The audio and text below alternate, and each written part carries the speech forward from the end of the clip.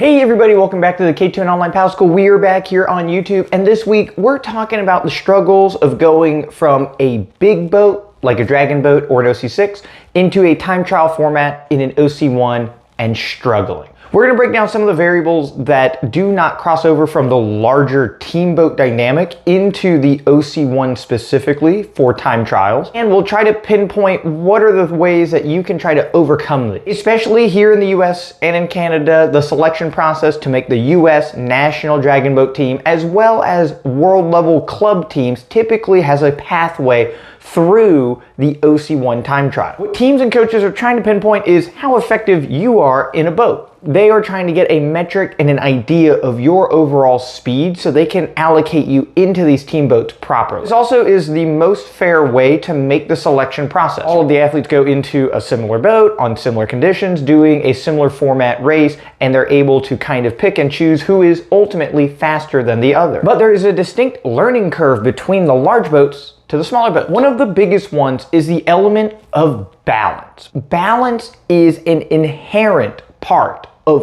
all paddle sports. The less stable a craft is, the faster the craft is. It is a super simple ideology. The less friction that the boat has, the faster it will move through the water, but the easier it is to capsize. When you have more friction, you have more stability, but you push through the water slower. If you've raced in a series of different types of dragon boats, you have also felt this phenomenon where a club style boat is literally wider and then a championship racing model is narrower and more likely to capsize or to feel tippy. And dragon boats by design are very stable even in their championship format. You could design a boat that was much more unstable and it would be dramatically faster than the current hulls that we use now. The downside to this would be that most crews would be more apt to flip over. Your crew would have to actively prevent the boat from actually falling over, no different than what small boat paddlers have to deal with all of the time. Even with the OC6, depending on how an AMA is set up on the side, it is really tough to experience a hoolie unless you are in ocean-like conditions frequently and pushing the boundaries of your canoe. But most paddlers that get into an OC6 inherently feel relatively safe. And so when you have this safety feeling, your ability to connect and move and do exactly what you want, how you want to do it, is now much higher. When you introduce an element of balance, subconsciously your body does not want to move as freely instantaneously. So when you're standing on a flat surface, it's real easy to go through motion. I can do squats and lunges and bend down and pick something up. When you stand on top of a yoga ball, every millimeter that your body moves is going to be fought with a little bit of resistance, and that is the battle with balance. So an outrigger canoe is an excellent way to kind of bridge the stability gap because you have an attachment on the side that is preventing you from falling over on one side, especially in a flat water context. Again, when we are looking at boats that actually challenge your overall stability, they do not have a support arm on the side. Some of our favorite sports to watch in the Olympics with the sprint canoe and the sprint kayak, these vessels are impossibly tippy. When we watch the athletes, we can kind of see them bobbling around as they go to the start line and after they're done racing, and this is that fight with stability to get speed. The outrigger canoe does not have to go that far down the spectrum of stability and speed to get an idea of an athlete's overall speed. There still is an element of balance that you have to think about. If you are an only right side paddler and have never taken a left side paddle, these boats typically do not have the outrigger on both sides. They are traditionally on the left side, and finding a right side one is a little bit harder to come by. When we have freedom of motion and no fear of falling in, it allows your body to do a lot of wacky things. And so in a dragon boat especially, you will see the athletes doing this motion where they flail their entire body outside of the boat pretty consistently. And you're able to kind of get away with this diagonal and sideways motion because you're not immediately going to fall into the water. When paddle crafts are designed, they are designed to go fast in a straight line. Any energy that is deviated to the left and to the right is wasted in a sense. And these boats are designed to punish you for doing that. If you are not contributing to the forward progress of the vessel, you are working against the vessel and then it's going to work against you. In an outrigger canoe, if you do too much motion to the side, it is not designed to go in that direction. It's designed to go in this direction.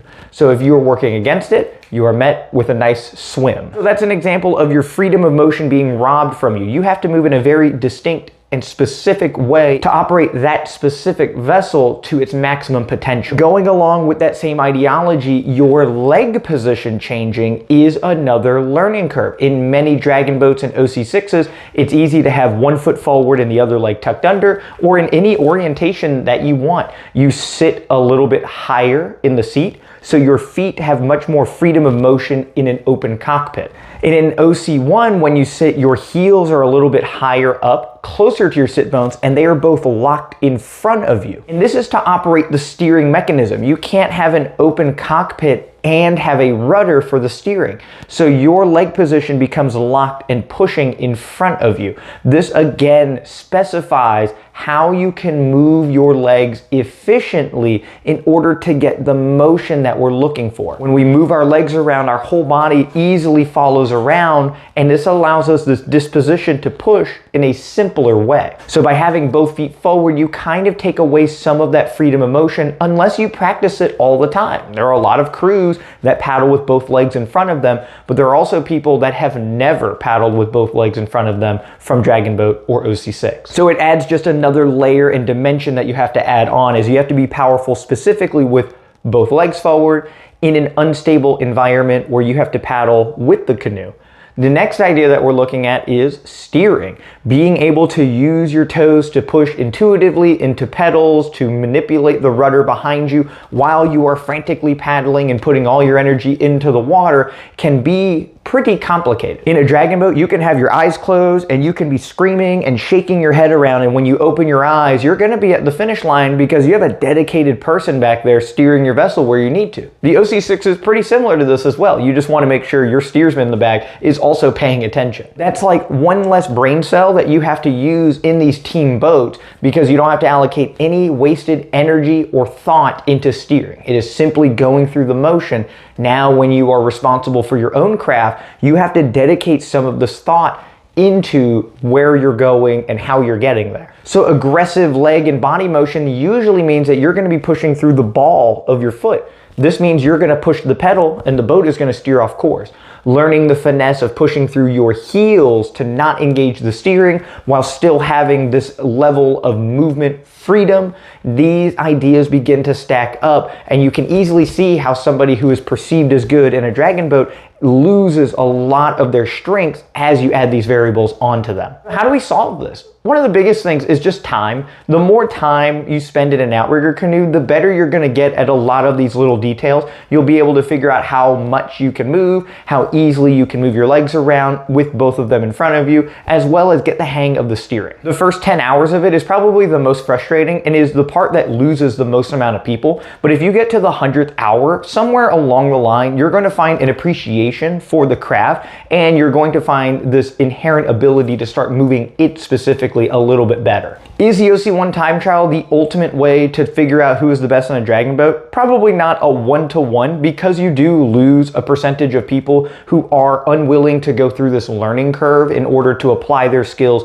into a different discipline. I get it. It's a lot of fun being in a boat with 19 other humans propelling essentially me through the water. It's an exhilarating feeling, and getting into a single boat is a lot less spectacular and fun because it's only you that can move the boat forward. So you don't get this amazing feel and rush the same way you do in a group setting. So a lot of people are not really interested in this. It's a big distinction. Being motivated to move a craft for yourself, by yourself, is a different spark and a different fire than one that is, can I be in a boat that is fast? And this is a big thing that national teams and club crews are looking for, is people that have this internal spark to be better personally. When you have 20 of them in a boat, it moves in a phenomenal world level way. And if you have 20 people that are all looking to be a passenger in some way, then it means that this is not going to be as magnificent of a team as it could be. And coaches are looking for coachability. If you have gone through the process of going into these crafts and figuring out all these ideas, applying them and seeing the outcome in your benefit, it means you're coachable. When they put you back into a team boat, they want you to do this or that, you are more likely to do it. If you're unable to figure out the balance and flail out of a boat 100 times and quit, you're not quite as coachable as somebody who did the same thing but endured until they figured it out. It's a physical test, but it's also one that captures how coachable you are. If you're able to figure this out, you're going to be able to figure out a bunch of other ideas out in a team and group context, and that's what they're looking for. They want to try to weed out people that are hard learners and just use people that are the fast, easy learners. And I implore you, spend some time in individual boats. Again, the more your mastery increases, the more appreciation you'll have for that discipline, the people that do it, and your love of paddling will ultimately grow. Being able to just grab a boat, go on the water, and paddle whenever you want is so much easier logistically than trying to get an entire group together on a consistent basis. Most OC1 paddlers can paddle twice a day, every day, without fail. Trying to organize 20 people to do the same thing is probably impossible because of different life schedules. Getting that volume of time and doing things that you specifically need outside of a team group, there is an infinite number of reasons why the small boats are invaluable and helped synergize with your team boat paddling success. Thank you guys so much for checking out the video. If you are having problems paddling in the OC1, trying to do time trials for your team or upcoming national teams, upcoming Club Crew World teams, feel free to check out the K2NOnlinePaddleSchool.com today. We have strategy on the OC1. We have all kinds of videos on paddling in OC1 and little tips and tricks that can be the difference in you making your teams. You can also write up training plans as well to give you some articulation while you're out on the water to make sure that you're progressing forward and figuring out the boats. A big shout out to all of our YouTube members, and their names are going to appear here. It is $2.99 a month to sign up for the YouTube membership, and you get to see these videos about 5 or 6 weeks early right now. It is only a small perk to see these videos a little bit before they are scheduled to release, but your YouTube membership helps grow this channel in a big way. So a big thank you again to all of our YouTube members. If you would like to come to Hernando, I can provide you with vessels and instructions and paddle as much as you want. Stay for the whole week and we can paddle twice a day together. If you would like me to come to your area and run clinics, do small group lessons, or anything that you can think of, I am willing to accommodate here in 2025. Thank you all for checking out the video. We'll see you all next week for the next paddle tip video.